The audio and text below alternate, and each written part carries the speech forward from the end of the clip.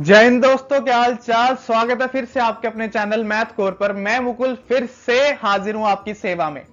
क्या प्रॉब्लम है, पढ़ाई क्यों नहीं हो रही? वहां पे इंडिया की बेटी ने फिर से मेडल जीत लिया है। हाँ, अवनी, जिसने एयर राइफल में मेडल जीत लिया है। अरे यार, वो स्पेशल चाइल्ड होके भी इतना कुछ कर रहे हैं, तुम्हें क्या प्रॉब्लम है? तुम तो यही सोच रहे थे जी पास कैसे हो। प्रॉब्लम क्या आ रही है? क्या चीज की प्रॉब्लम है? थोड़ा हार्डवर्क करो, थोड़ा कंसिस्टेंट हो जाओ, थोड़ा अपने आप पे मेहनत करो। हाँ, ठीक है ना, मेरी बात समझ रहे हो ना? ऐसे तो कुछ बनेगा ही नहीं। थोड़ा कंसिस्टेंटली काम करिए, थोड़ा हार्डवर्क करिए, थोड़ा मोटिवेशन लीजिए। तो इसी के साथ शुरू करने जा रहे हैं हम आज की क्लास। मैं भी थोड़ा सा ट्राई करूंगा तुम एक्सटर्नल मोटिवेशन दो और तुम भी थोड़ा सा अपनी ग्रोथ पे इंपैक्ट डालो। तो आज की क्लास में हम एक्सरसाइज 5.3 का क्वेश्चन नंबर 3 पढ़ने जा रहे हैं। मेरा तो बहुत ही मन पसंदीदा क्वेश्चन है। मैं भी चाहूंगा तुम इसको अच्छे से समझो, अच्छे से ट्राई करो। इसकी एक्सरसाइज के पहले क्वेश्चन है, पिछली एक्सरसाइज इसकी इंट्रोडक्शन, सबके लिंक मैंने डिस्क्रिप्शन बॉक्स में डाल दिया। अगर आपका कोई पार्ट मिस हो चुका है प्लीज जाइए उसको देखिए, कोई भी पार्ट स्किप मत करिएगा। तो शुरू करते हैं उसी एनर्जी के साथ जो उस लड़की ने जिस एनर्जी के साथ मेडल क्लिंच करा है। ओके, चलिए। लो जी, फ्लैश बजते ही आ गया हमारा पहला क्वेश्चन। अब क्वेश्चन 3 के फर्स्ट पार्ट में आपको बोला है कि जो डी ए है ना, वो आपको दिया 5, जो डी है वो दिया आपको 3 और ए एन दिया आपको 50। आपको फाइंड आउट करना है एन और एस एन। बहुत ही बढ़िया, बहुत ही स्कोरिंग चैप्टर है, बहुत ही अच्छा चैप्टर है, प्लीज ध्यान से फोकस करिएगा। अब उसने ए दे दिया, डी दे दिया, ए एन दे दिया, एन निकालने को बोला है। अब तुम्हें पता है कि जो 5.2 में हमारा पार्ट था जिसमें हमने ए एन का फॉर्मूला पढ़ा था, वो था a n is equals to a one plus n minus one multiply by d. तभी बोल रहा हूं, जिन्होंने पिछला पार्ट स्किप कर दिया वो जाके फटाफट से देख के आओ। अब उसने बोला जो ए एन है वो 50 है। हमने सीधा ही फॉर्मूला डाल दिया, क्योंकि ए एन ए वन और डी दिया था, एन निकालना था तो फॉर्मूला लगेगा। कहता जी ए वन 5 है, एन आपको फाइंड आउट करना है और डी आपका कितना है जी 3, मान लिया। अब ये वाले 5 को लेफ्ट हैंड साइड पे शिफ्ट किया, माइनस का 5 बन गया, equals to n minus one multiply by 3। 50 minus 5 आपका 45 हो गया, equals to n minus one into 3। इस 3 को ले आओ नीचे तो ये आ गया 45 upon 3 equals to n minus one. ये कट गया, 15 आ गया, equals to n minus one. यहां से 1 ऐड करोगे तो एन आ गया आपका 16। पहली बात तो उसने श्योर कर दी कि इस एपी में सिर्फ और सिर्फ 16 टर्म्स है। अब उसके बाद उसने बोला जी उनका निकालना है एस एन, यानी कि वो 16 टर्म्स का आपको क्या निकालना है, सम। तो अब एस एन का हम क्या लगाएंगे, छोटा वाला फॉर्मूला। ये भी मैंने पहले बता दिया, क्योंकि यहां पे हमें ए एन गिवन है तो हम टाइम वेस्ट क्यों करेंगे। तो that is n upon two a one plus a n. अभी आपने एन निकाला 16, तो n की जगह पे 16 अपॉन टू, a1 था आपका 5 और an कितना है आपका जी 50। ये कटा 2 1 जा 2 8 जा, आंसर आ गया 8 इंटू 50 प्लस 5 55। ठीक है जी, मल्टीप्लीकेशन कर लेते हैं। 8 को 5 से करोगे तो 40, यहाँ पे 4 आ गया। 8 को 5 से करा 40, 40 प्लस 4 44। तो सम ऑफ 16 टर्म्स आ गया 440, जब a1 था आपका 5, d था आपका 3 और an था आपका 50। हमने पहले क्या करा, ए एन के फॉर्मूला से एन निकाला जो कि रिक्वायर्ड है, क्योंकि सम में हमेशा एन यूज होना ही होना है। उसके बाद हमने एस एन का छोटा वाला फॉर्मूला लगा के सम ऑफ 16 टर्म्स निकाली, क्योंकि छोटा वाला फॉर्मूला इसलिए अप्लाई करा गया, यहाँ पे हमें ए एन ऑलरेडी गिवन था। अगर ए एन नहीं होता तो हम बड़ा वाला फॉर्मूला अप्लाई करते। ओके, और अगर आपको वीडियोस अच्छी लग रही हैं, चैनल पर नए हो, प्लीज चैनल को सब्सक्राइब करें, अपने फ्रेंड्स में जरूर शेयर करें। बहुत बढ़िया कंसेप्ट चल रहे हैं, बहुत बढ़िया कंटेंट चल रहा है, मान लो इस बात को। ठीक है जी, लो जी। अब अगले पार्ट में कहता है जी A1 7 है, A 13 35 है, यानी कि जो AP की 13th टर्म है ना, यानी कि जो AP की 13th टर्म है वो आपको 35 दी गई है। A1 आपको दिया गया 7, पहले D निकालना है, उसके बाद S13 निकालना है। ठीक है, अब तुम्हें पता 13 टर्म को ओपन करके बनता है A1 plus 12D equals to 35। अब A1 हमें गिवन है तो क्या करेंगे, A1 की जगह पे A1 डालेंगे, तो ये आ गया 7 प्लस 12D इक्वल्स टू 35। अब 7 जाएगा वहां सब्ट्रैक्ट होने, मैं तुम्हें एक एक स्टेप बता रहा हूं ताकि कोई कंफ्यूजन ना हो। ये आ गया 35 माइनस 7, तो ये आ गया 12D is equals to 35 minus 7 that is 28, यानी कि D आ गया आपका 28 अपॉन 12। हाँ, ये रिड्यूसिबल है, 2 14 जा 2 6 जा 2 7 जा 2 3 जा। इसका मतलब जो आपका डिफरेंस आ रहा है that comes out to be कितना, 7 अपॉन 3। ये आ गया डी। अब n को छोड़ के कोई भी चीज फ्रैक्शन में हो सकती है, डेसिमल में हो सकती है, नेगेटिव हो सकती है। सिर्फ n को छोड़ के सिर्फ n जो है आपका वो पॉजिटिव और एक होल नंबर होना चाहिए, बाकी कोई प्रॉब्लम नहीं है। अब डी आ गया, क्योंकि बच्चे देख के डर जाएंगे यार डी फ्रैक्शन में आ रहा है, ठीक है अभी या नहीं, तो इसका मतलब ये है कि ठीक है, सिर्फ n एक पॉजिटिव होल नंबर होना चाहिए। अब उसने बोला जी सम ऑफ 13 टर्म्स निकालनी है। अब सम ऑफ 13 टर्म्स निकालने का मतलब है कि आपको फॉर्मूला लगाना पड़ेगा, और यहां पे आपको बड़ा वाला फॉर्मूला लगाना पड़ेगा, क्योंकि यहां पे आपके पास लास्ट टर्म नहीं है। लास्ट टर्म वैसे है, that is a13 equal to 35, पर बच्चों को कंफ्यूजन होगी कि an नहीं है तो इसका मतलब लास्ट टर्म नहीं है। अगर तो समझदार यूज करना चाहते हो, जो सिर्फ इसने यहां पे बोल देना सम ऑफ 13 टर्म्स, सिर्फ 13 ही 13 टर्म्स है, और 13वीं टर्म आपको दी हुई है 35, यानी कि यही लास्ट टर्म है। पर अगर आपको फिर भी कंफ्यूजन लगे, फिर आप बड़ा वाला फॉर्मूला अप्लाई कर लो। गलती क्यों करनी है, ठीक है। अब n की जगह पे 13, क्योंकि 13 टर्म्स का सम निकालना है। a दिया हुआ है 7, n अगेन 13, क्योंकि 13 टर्म्स बोला हुआ है, और d आपने अभी निकाला 7/3, सारी वैल्यूज डाल दी। 13/2 एज इट इज, क्योंकि कटेगा नहीं, 2 7 14 प्लस 13 - 1 12 मल्टीप्लाई बाय 7/3, ठीक है जी। 3 1 3 4 ये आ गया 13/2 इंटू 14 प्लस 4 7 28। उसके बाद आ गया 13/2, 14 प्लस 28 कितना होता है जी 42, फिर 2 1 2 21। अब 21 और 13 को मल्टीप्लाई कर लो, वैसे तो बहुत फास्ट हो जाता है, पर मैं तुम्हें स्टेप वाइज दिखाऊंगा। 3 1 3 2 6, बच्चों को कंफ्यूजन नहीं होनी चाहिए। 1 3 एंड 1 1 1 2 1 2, तो आंसर आता है जी आपका 273। ये आ रहा है जी आपकी 13 टर्म्स का सम, दैट इज 273। एक बार आप देख लो, फिर हम बढ़ते हैं अगले क्वेश्चन पर।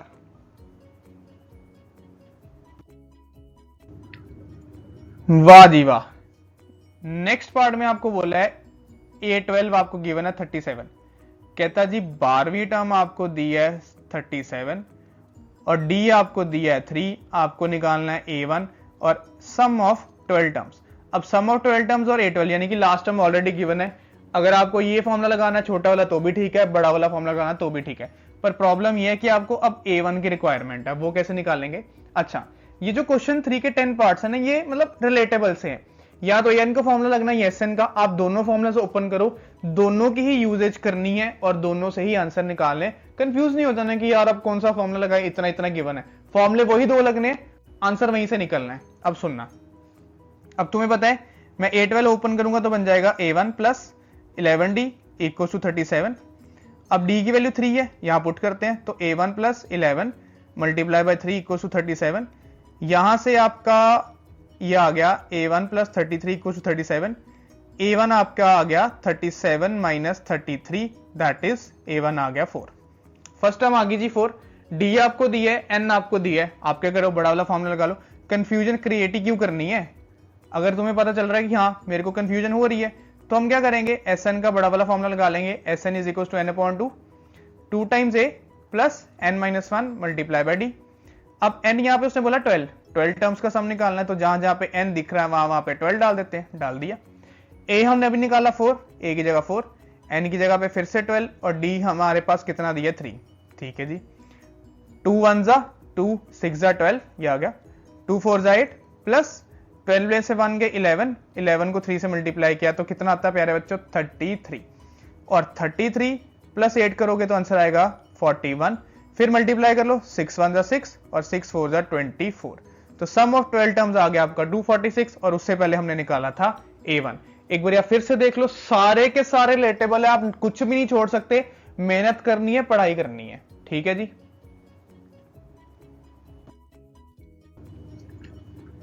चलो जी, थोड़ा और चेंज आ गया। अब वो कह रहा है जी थर्ड टर्म 15 है और सम ऑफ 10 टर्म्स 125 है। अभी तक आप पार्ट्स में सम निकालते आ रहे थे, इसमें आपको सम गिवन दे दिया है 10 टर्म्स का, कहता जी डी निकालो और 10वीं टर्म निकालो। थोड़ा सा ध्यान देना, आराम से मेरी बात सुनना। तुम्हें पता है A3 गिवन है, A3 को मैंने ओपन करा, ये बन गया A1 plus 2D equal to 15। ना तुम्हें A1 गिवन है ना तुम्हें D गिवन है, इसके आगे इसको सॉल्व नहीं कर सकते, रख लिया। उसके बाद जी S10 गिवन है, हमने Sn का फॉर्मूला लगाया, Sn equals to n/2 2a plus n-1 into डी। अब मैंने बड़ा वाला फॉर्मूला इसलिए अप्लाई कर दिया क्योंकि an गिवन नहीं था तो फायदा नहीं है। अब n उसके ने बोला कि 10 है, जहां जहां पे n है वहां पे 10 डाल देते हैं, यहां पे भी और ब्रैकेट्स के अंदर भी 10 - 1 इंटू डी। उसने ये भी गिवन है कि s जो 10 है, सम ऑफ 10 टर्म्स 125 है, वो भी डाल दी, इक्वल्स टू 2 1 जा 2 5 जा, यहाँ पे 5 आ गया, अंदर आ गया 2a प्लस 10 - 1 9 होता है 9d। ये 5 को लेफ्ट हैंड साइड डिनोमिनेटर में भेजा तो ये बन गया 120/5, 125/5 equals to 2a plus 9d। ये कटा 5 1 जा 5, 5 25 जा 125 equals to 2 times a plus 9d। अब कुल मिला के ना मेरे पास दो इक्वेशंस आ गई, वो भी लीनियर इक्वेशन है 2 वेरिएबल्स में। अब जिन्होंने चैप्टर 3 नहीं पढ़ा उनके लिए यहाँ पे भी दिक्कत है, क्योंकि यहाँ पे तुम या एलिमिनेट करोगे या सब्स्टिट्यूट करोगे। अब क्या करते हैं, ये जो इक्वेशन 2 है इसको लिख देते हैं इसके नीचे 2a plus 9d equals to 25। ये बन गई हमारी दो लीनियर इक्वेशन इन 2 वेरिएबल्स। अब चैप्टर 3 आता है तो एलिमिनेट कर लो या सब्स्टिट्यूट कर लो और a और d निकाल लो। अब उसके लिए भी क्या करना है, मान लो मुझे एलिमिनेट करना है, तो ये जो इक्वेशन 2 थी वो एज इट इज इक्वेशन 1 को सेम करना पड़ेगा ना, या a सेम कर लो या d सेम कर लो। तो मैंने क्या करा, जो इक्वेशन 1 में an उसको सेम करने के लिए इक्वेशन 1 को मल्टीप्लाई कर देता हूं 2 से। यहां पे लिख रहा हूं साइड पे a1 plus 2d equals to 15। a1 को सेम करने के लिए मैंने 2 से मल्टीप्लाई कर दिया, तो 2 मल्टीप्लाई बाय a1, यहां पे आ गया 2a1 plus 2 multiply by 2d, यहां पे आ गया 4d equals to 2 multiply by 15, यहां पे आ गया आपका जी 30। ठीक है जी, दोनों इक्वेशन आ गई। अब सबके साइन चेंज, क्योंकि a और a दोनों पॉजिटिव में है तो साइन चेंज होंगे। 2a1 में से 2a1 गया 0, 9d में से -4d गया तो 5d। ये बच्चों कंसेप्ट बहुत इंपॉर्टेंट, अगर आपको लगता है कि आपने नहीं पढ़ा या आपको नहीं समझ आ रहा, जाइए चैप्टर 3 का लिंक डाला हुआ है उसको देखें, एलिमिनेशन मेथड एकदम क्लियर हो जाएगी या सब्स्टिट्यूशन मेथड। उसी तरह 25 में से 30 माइनस करे तो आया -5, फिर ये 5 को नीचे भेजा तो -5/5, d आ गया जी आपका -1। लो जी, d की काम तो खत्म हो गया, d आ गया। अब d आ गया, d को पुट कर देते थे इस इक्वेशन में, ये आ गया a1 plus 2d equals to 15, तो ये आ गया आपका -2 इक्वल्स टू 15, यानी कि a1 आ गया आपका 15 प्लस 2 दैट इज 17। a1 भी आ गया, पर क्वेश्चन में बोला जी a10 निकालना है, तो a10 बहुत सिंपल है, a10 is equals to a1 plus 9d। a1 निकाला हुआ 17 और d निकाला हुआ -1, प्लस माइनस माइनस 9 1 9, 17 में से 9 गए 8 आ गए, यानी कि जो आपकी 10th टर्म है वो कितनी आई 8, जो आपकी a1 थी वो हमने निकाली 17, जो आपका d था वो हमने निकाला -1। एक बार देख लो, अच्छा पार्ट था, काफी कुछ सीखा, काफी कुछ निकाला।